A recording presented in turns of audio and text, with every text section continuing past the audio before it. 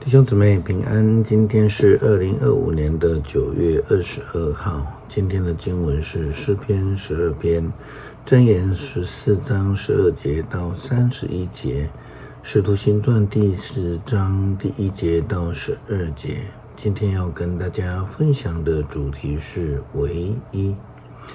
犹太教基督宗教相信的是独一真神，唯一的救主。就如同十诫当中所提到的，除了他耶和华以外，没有其他的神明。但是根据人类历史发展来看，人们经常在生活当中受了迷惑，去随异邦拜偶像，甚至造神。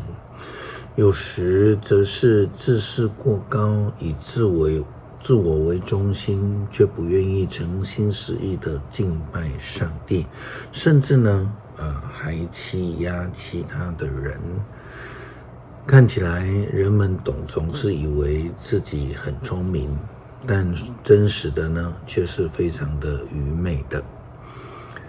箴言14章12节到31节，所罗门王智慧之言谈到，有些道路看起来正直，却是导向死亡之途。欢笑也许可以掩盖愁苦，欢乐一过，忧伤仍然存留。坏人自食恶果，正直的人善行必得善报。无知的人事事都信，聪明的人步步小心。聪明的人躲避祸患，愚蠢人任性自负。脾气急躁的人做事愚妄，通情达理的人镇定自在。无知的人自食愚拙的恶果，通达的人以知识为华冠。坏人在好人面前俯伏，恶人在义人门口祈求。贫穷人大家厌恶，有钱人高朋满座。连续贫穷的有福，轻视邻舍的有罪。行善的受尊重敬重的，作恶的陷入于迷途。辛劳工作，生活无忧，终日闲谈，必然穷苦。聪明人以智慧为华冠，愚蠢人以无知为夸耀。做实证的救人生命，吐谎言的伤害他人。敬畏上主就有依靠，他的家人安全稳妥。敬畏上主是生命的泉源，它能使人躲开死亡险境。君王的光荣在于人民众多，没有人民他就一无所有。不轻易动怒的才算聪明，脾气急躁的只步入了愚拙。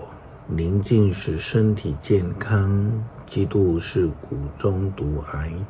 欺负穷人等于侮辱创造主，怜悯贫寒就是敬虔的行为。人们呢，必须要敬拜，遵守唯一的上帝的命令，更需要用上帝的爱人来表达自己是敬拜上帝的。所以呢，那一些欺负穷人的人，等于就是侮辱了上帝。彼得在圣灵降临之后，他就领受了圣灵的能力，他勇敢的在众人的面前见证复活的基督，并且呢，他大胆的传福音，见证耶稣基督是唯一的救恩。使徒行传第4章第1节到12节，彼得这样说道：彼得和约翰还在向众人讲话的时候，有些祭司、圣殿的警卫官和撒都盖人忽然来了，因为这2位使徒教导人有关复活的事，宣讲耶稣从死里复活。这些人非常恼怒，所以拘捕他们，把他们囚禁在监狱里到隔日，因为那时天色黑了。但是听见信息的人有许多信了，光是男人数目也将近5000。第二天，犹太人的领袖、长老和经学教师在耶路撒冷聚会，大祭司亚那和该亚法、约翰、亚历山大以及大祭司的亲属都在座。他们叫使徒站在他们的前面，问：你们靠什么能力，奉谁的名做这些事呢？彼得被圣灵充满，回答说：民间领袖和长老们，如果我们今天被查问是关于跛脚的人怎么样被治好这件善事，那么你们大家和一切以色列人都应该知道，这个站在你们面前的人能够完全康复，是由于拿撒勒人耶稣基督的名所发出的能力。他被你们钉在十字架上，而上帝已经使他从死里复活了。关于这位耶稣，圣经说过，你们的泥水匠所丢弃的这块石头已经成为最重要的基石了。拯救只从他而来，因为天下人间上帝并没有赐下任何其他的名，使我们借着他来得救。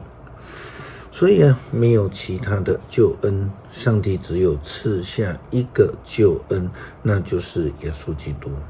他就是上帝救恩重要的基石，而且是世人唯一的盼望。